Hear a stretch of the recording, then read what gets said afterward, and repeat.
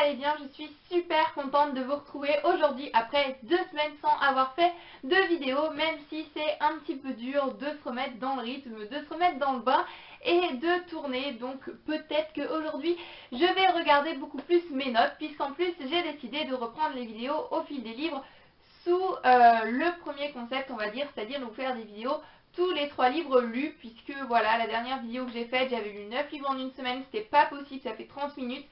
C'est sûrement long pour vous, mais c'est aussi long pour moi, non seulement à filmer, mais à poster sur YouTube. C'est interminable, je ne sais pas si vous pouvez imaginer le nombre de temps qu'une vidéo met à poster sur YouTube.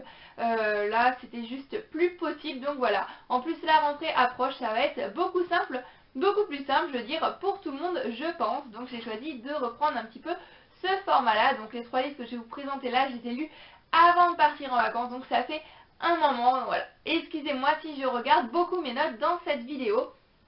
Donc on va commencer tout de suite avec le premier livre que j'ai à vous présenter. Il s'agit de Billy de Anna Gavalda. Donc pour les livres, là j'ai choisi de vous lire pour une fois la 4e de couverture, puisque comme je vous le disais, je ne m'en rappelle plus vraiment beaucoup. Ça date d'un moment, je ne pourrais pas vous faire un résumé sinon assez complet. Donc on y va, c'est parti. Non seulement Frank et Billy n'étaient pas programmés pour fredonner les mêmes refrains, mais en plus, ils avaient tout ce qu'il faut en magasin pour se sortir une bonne grosse vie de merde bien ficelée dans la misère. Misère physique, misère morale et misère intellectuelle. Vraiment tout. Puis voilà qu'un beau jour, ils se rencontrent. Donc voilà le résumé, enfin la 4e de couverture de ce livre. Donc c'était vraiment un plaisir de retrouver la plume de l'auteur, la plume d'Anna Gavalda. Comme vous le savez peut-être maintenant, c'est l'une de mes auteurs chouchoutes et sa plume est une plume que j'adore. Elle est parfaite en été, pleine de simplicité, vraiment super fluide. Ça se lit super bien. Je crois que ce livre-là, je l'ai lu peut-être en 1 ou 2 journées seulement, c'est tout. Je l'ai tout simplement dévoré. C'est des personnages vraiment géniaux qu'on peut tout à fait retrouver dans la vie. Voilà, ça peut être votre voisin, ça peut être quelqu'un à côté de vous. C'est vraiment des personnages très authentiques. Ils ont eu une vie vraiment tous les deux très difficile, comme elle dit, vraiment une vie de merde, mais ils vont tous les deux retrouver refuge dans leur amitié, une amitié que j'ai trouvée vraiment superbe, super touchante, qui m'a émue. Je la trouve magnifique. On s'attache vraiment facilement au personnage et on retrouve dans la plume d'Anna Gavalda, là, à travers le personnage de Billy, vraiment son franc-parler. Voilà, si elle veut dire quelque chose, elle le dit, mais pas avec des pincettes. Et ça, c'est ce qui apporte, je trouve, une touche d'humour. C'est ce qui... Voilà, dans tous les romans d'Anna Gavalda que j'ai pu lire, à un moment, il y a toujours un personnage comme ça qui a un franc-parler, qui apporte de l'humour, de la fraîcheur, et c'est une chose, voilà, qui, moi, me fait beaucoup rire et que j'aime vraiment beaucoup dans ses romans. Donc voilà, le personnage de Billy est franche et elle a un caractère, mais vraiment un caractère assez fort qui fait que j'ai vraiment beaucoup aimé. C'est un livre qui fait réfléchir vraiment sur beaucoup de choses, donc sur l'amitié, puisque c'est quand même le thème un petit peu central, on va dire, de ce livre à travers le personnage de Billy et Frank. C'est un thème qui est vraiment très présent, mais ça fait aussi réfléchir sur le comportement qu'on peut avoir avec nos enfants, comment ça va influencer sur leur vie ensuite quand ils vont grandir, l'importance que les gens accordent à l'argent aussi, vraiment. J'apprécie ça dans un tout petit livre comme ça, il y a vraiment beaucoup de sujets qui sont traités. Ensuite, je voudrais parler de la couverture. Donc la couverture, je pense que c'est le premier truc qui a fait que j'étais un petit peu réticente, voilà, à emprunter ce livre, puisque, voilà, en soi, je la trouve vraiment très moche. Je l'ai dit dans la vidéo d'ailleurs In My Library Bag, pourquoi cette couverture, je ne comprenais absolument pas. Et je peux vous dire qu'après avoir lu ce livre, mon avis sur cette couverture a changé, puisque je trouve que l'âne, là, a une grosse symbolique dans l'histoire, apporte vraiment beaucoup. Cette couverture est vraiment très symbolique, mais ça n'empêche que je la trouve tout de même assez moche. Voilà, il faut dire ce qu'il en est, mais voilà. J'excuse peut-être un petit peu plus cette couverture, même si je n'adhère pas pour autant. On passe ensuite au second livre, il s'agit de tout à fait un autre genre, Western Girl de Anne Persin, paru ici aux éditions Rouergue. Donc là, pareil, je vais vous lire la couverture. Le rêve d'Elise va enfin se réaliser. Son American Dream. 3 semaines dans un ranch du Middle West. Tout ce qu'elle aime réunit un pack complet. L'équitation, la musique country, les bottes à franges, les cactus dans le désert. Sauf qu'elle partage le séjour avec une bande de snobinards. Tout ce qu'elle déteste. Alors, comme dans tout bon western, va y avoir de la bagarre. Elise est du genre Calamity Jane. Les méchants n'ont qu'à bien se tenir. et les gentils cow-boys aussi. Donc voilà un petit peu pour la quatrième de couverture, pour le gros résumé de l'histoire. Donc j'ai emprunté ce livre puisque, vous le savez maintenant, j'ai découvert cet auteur avec Comment bien rater ses vacances, qui est un réel coup de cœur, une bonne dose d'humour, c'était juste génial, un super moment, j'adore les livres comme ça. Et malheureusement, à la bibliothèque, je ne pouvais pas emprunter les 2 autres tomes, mais il y avait celui-ci, donc un one-shot de cet auteur, et je me suis dit, pourquoi pas me lancer, pourquoi pas tenter. Et je regrette pas puisque ce fut une très très bonne découverte. C'était vraiment une évasion dans le monde d'Élise et voilà, c'était vraiment super. On retrouve vraiment la plume de l'auteur. C'est moins drôle que Comment bien rater ses vacances, mais c'est un livre qui m'a quand même fait passer un superbe moment, qui m'a fait sourire à plusieurs reprises. Il m'a fait voyager aussi, découvrir le monde de la country, des cowboys. Voilà, c'est vraiment une évasion dans le monde d'Élise. Ça m'a fait voyager dans ce monde un petit peu Far West, cowboy, voilà, cette ambiance un petit peu country. C'est pas une chose que j'aime habituellement, mais j'ai passé un super moment et j'ai appris beaucoup de choses grâce à ce livre. Ça m'a fait super plaisir de découvrir ça et ça m'a même donné envie d'aller rejoindre Élise dans le ranch d'ailleurs. Par moments, oui, ça me donnait assez envie, même si c'est un truc à la base qui ne m'attire pas forcément.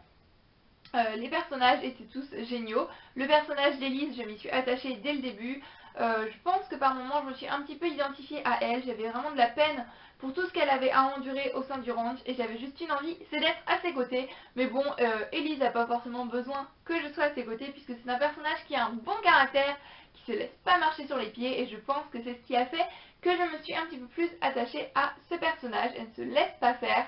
Je me suis vraiment ennuyée à aucun moment dans ce livre. C'est vraiment une bouffée d'oxygène, comme je disais. Je pense vraiment lire beaucoup d'autres livres de cet auteur et découvrir ce qu'elle a pu faire d'autre. Puisque pour l'instant, j'adore et c'est une auteure qui mérite d'être découvrir. C'est pas de la grande littérature, c'est sûr, mais c'est vraiment une bouffée d'oxygène. C'est drôle, ça permet de passer un super moment et c'est un livre que je peux que vous recommander. Ensuite, on va passer au dernier livre que j'ai pu lire lorsque j'étais en vacances. Donc, j'ai emmené avec moi uniquement de la VO, comme j'avais dit sur Facebook que je le ferais. Et j'ai pu lire 2 livres en une semaine et demie, donc je suis assez fière de moi.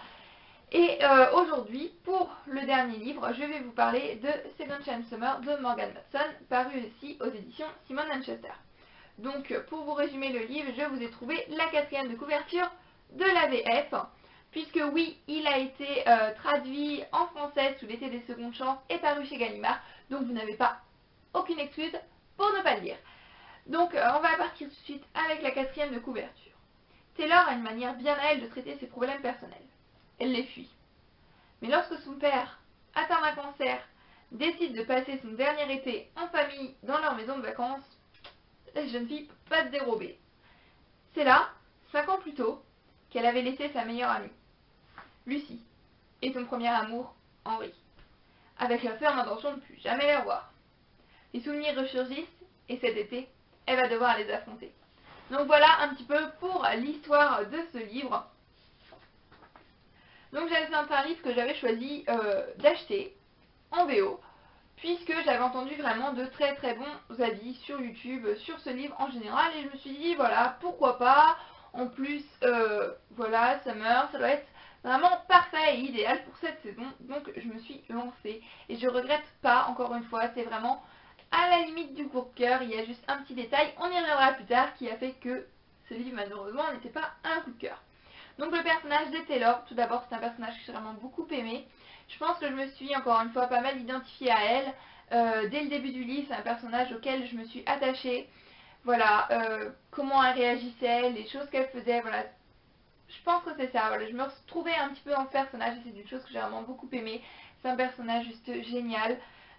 J'ai beaucoup aimé les personnages secondaires également, notamment Warren, je ne sais pas trop comment ça se prononce, son frère, qui est un personnage juste génial. Voilà, cette manière qu'il a de toujours vouloir expliquer comment les choses sont inventées, ça m'a fait beaucoup rire, c'est un personnage. Voilà, c'est le personnage, je pense, que j'ai trouvé le plus drôle, qui m'a fait le plus rire. Et j'ai apprécié suivre son évolution, donc on suit l'évolution, comme je disais, donc de Warren, l'évolution de plusieurs choses dans sa vie, on suit également l'évolution de Taylor, et on a des flashbacks qui permettent de suivre en parallèle du présent ce qui s'est passé dans le passé, et petit à petit de savoir pourquoi 5 ans plus tôt elle a décidé comme ça, subitement, de quitter sa maison de vacances, sur un coup de tête, mais il y avait une raison bien précise. On suit également en parallèle l'évolution de la maladie du père de Taylor. Donc ça, c'est les passages que j'ai trouvés les plus émouvants, les plus touchants, puisque c'est une chose qui malheureusement peut arriver à tout le monde. C'est une maladie qui malheureusement existe et qui peut arriver à vous, à n'importe qui demain. Et je pense que ce qui a apporté cette touche d'émotion au livre, c'est un livre à la fois plein de vie, plein d'amour, mais comme je disais, plein d'émotions. La fin m'a mis vraiment les larmes aux yeux. Euh, c'est poignant, c'est bouleversant. Et c'est un livre vraiment qui vous rappelle à quel point la vie est courte. Il faut profiter de chaque instant avec ceux qu'on aime et surtout ne pas oublier de dire je t'aime. Je pense que c'est ça la leçon que ce livre m'aura apporté.